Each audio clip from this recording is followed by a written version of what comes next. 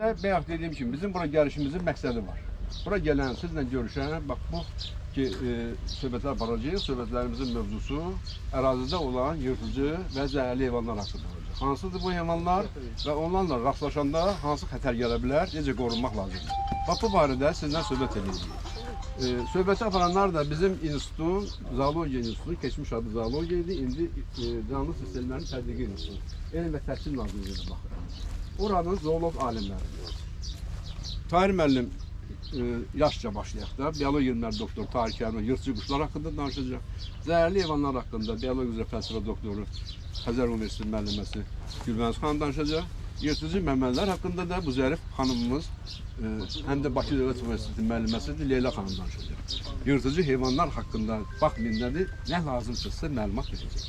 İlk növbədə başlayırıq Gülbəniz xanım. Sualınız olsa, sonunda sual da verə bilər.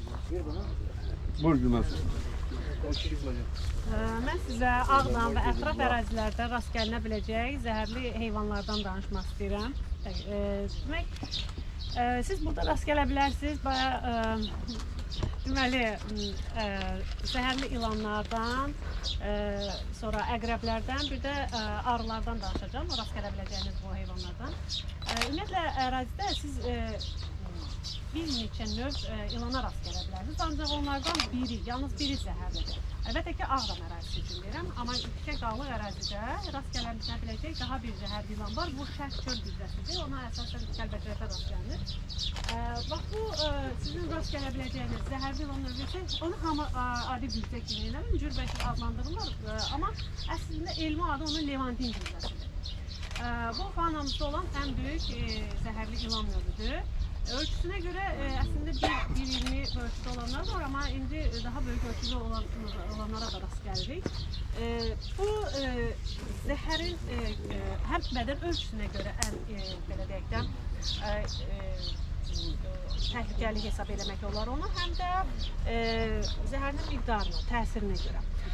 Əslində digər heyvanlar haqqında, zəhərlər haqqında da danışacağım sizə, amma daha çox zəhərli ilan haqqında danışmaq istəyirəm. Əgər siz ilan sancma halı baş verirsə, nə etmək lazımdır? Birinci növbədə, əgər sizi sancıbsa və uzaq ərazidəsinizsə, dərhal insan olan yerə gəlməlisiniz və sizə ilan sancdığını deməlisiniz. Yox, əgər yanınızdakını ilan sancıbsa, nə etməlisiniz? Çalışın onu yarım oturaq vəziyyətdə saxlayın, hərəkətsiz olsun, ona su verin. Çünki ilan sancma halında birinci ürək bulanma, baş gicəllənmə və nəhayət huşun itməsi baş verə bilir. Ən yaxşısı onu hərəkətsiz saxlamaq lazımdır ki, qan dövranı sürətlənməsin və zəhər qanla bütün bədənə yayılmasın. Nə etmək lazımdır? Dediyim kimi, hərəkətsiz və eyni zamanda zəhər ilan sancması halında əgər bədən dediyim kimi şişəcəksə, şişmalı baş verirsə, əlinizdəki üzükdür, qol bağıdır, boyundakı boyun bağıdır, bunları mütləq çıxartmaq lazımdır. Çünki bədən şişəndən sonra onları çıxartmaq özü bir belə deyək də problem yaradır. Sonra həmin nahiyəni çalışın su ilə və yaxud da ki spirt, yodla silin.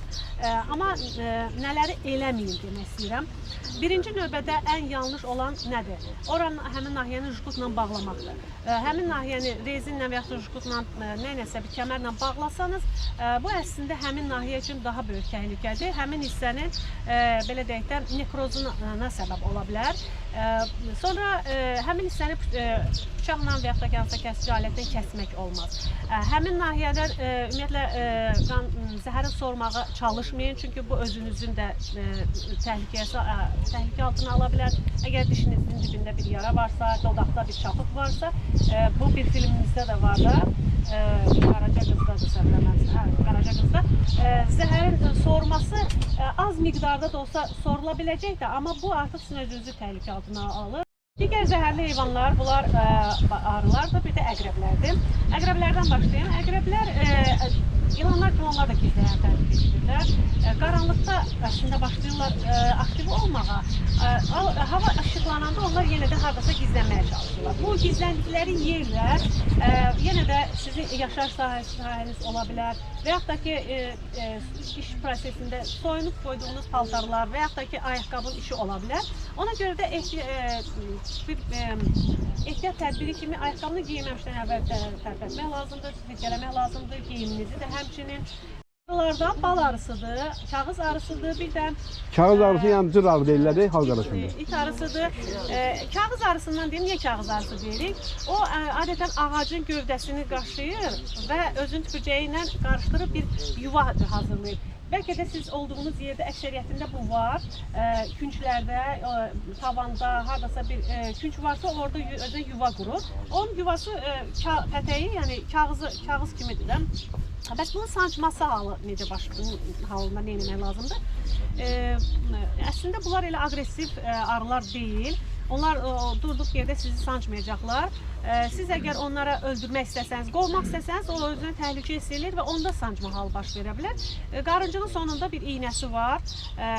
Sancma halında həmin iynəsi arxain şəkildə onu da çıxardıb gedə bilər və özünün həyatına davam edə bilər. Sizin üçün nə təhlükə yaranır? Əgər bir neçə arı birdən sancıbsa, bu təhlükəlidir. Amma biri sancıbsa, əgər sizin allergiyanızda, əvvəldə bilirsiniz, allergiyanız yoxdursa, bu elə də qorxulu deyil. Amma bal arısı sancması biraz başqa cürdür. Bu arının özü aqressiv arı sayılır.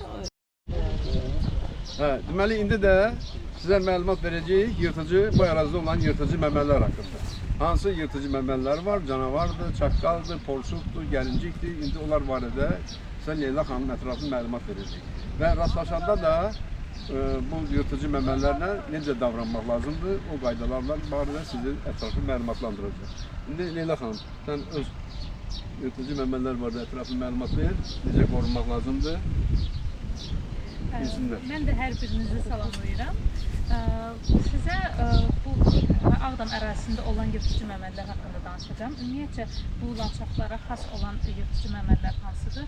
Bunlar canavardır, tülküdür, çaqqaldır, vaşaqdır, çörpüşikdir məsəl üçün. Və bu heyvanlar necə fəsad törədə bilər insana? Ümumiyyətcə, nəzərdə saxlamaq lazımdır ki, bu yırtıcı heyvanların heç biri durduq yerdə insana hücum etmir. Onların insana hücum etməyin bir prичиналары var, yəni səbəbləri var. O səbəblərdən biri odur ki, o heyvan quduzda ola bilər. İkinci səbəb odur ki, heyvan və yaxud məsələn çoxalma dövründə ola bilər və yaxud onun balası yanındadır. Ola bilsin ki də siz təsadüfən onun yuva ərazisinə daxil olursunuz və o əlbəttə ki, öz yuvasını, öz balasını qorumaq üçün sizə hücum edəcəkdir. Əgər heyvan yəni durduq yerdə insana hücum etmir, o sizdən bir aqressiya gördüyü zaman sizə hücum etməyə çalışır və yaxud o düşünür ki, siz ona bir xələl yetirə bilərsiniz, ona görə sizə hücum edir. Bu heyvanlar indi tikinti ərazisindəsiz. Bu heyvanlardan necə qorunmaq olar ki, onlar əraziyə yaxınlaşmasınlar? Tikinti ərazisində məsələn zibil qalıqlarını ləğv etmək lazımdır. Əgər sıçan yuvaları varsa, əsasında ağacların dibində, otluqlarda sıçan yuvalarını ləğv etmək lazımdır, bastırmaq lazımdır və yaxud dərmanlamaq. Çünki bu heyvanlar tülkü, çaqqalda əsasən onlar gəmiricilərlə də qidalanır və o gəmirici üçün o gələcək. Biləcək ki, burada gəmirici var, mütəmadi olaraq gələcək bu əraziyə. Taxta qalıqların altında da tülkülər bəzən yuva qazır özlərinə və bu hallar çox tez-tez baş verir. Ona görə də bayaq Güvənz xanım da necə deyirdi, nəyinsə üzərinə qoymaq lazımdır o bütün taxtaları ki, orada bir boşluq yaransın və o heyvanlar gizlin yer tapmasınlar, orada məskən salmaq üçün, orada yuva qurmaq üçün. Bu heyvanların ən böyük təhlükəsi odur ki, onlar quduzluq xəstəliyi keçirdir. Bütün o sadaladığım yırtıcı heyvanlar, hətta zərərsiz bildiyimiz bir kirpi belə quduzluq xəstəliyi keçirə bilər insana və nə etmək lazımdır ki, ondan qorunaq. Əgər heyvan sizi dişləyibsə və yaxud cırmaqlayıbsa, dərhal, yəni siz bilmirsiniz o heyvan quduzlu ya yox, dərhal o nahiyəni 10-15 dəqiqə ərzində bol su ilə sabunla yumaq lazımdır.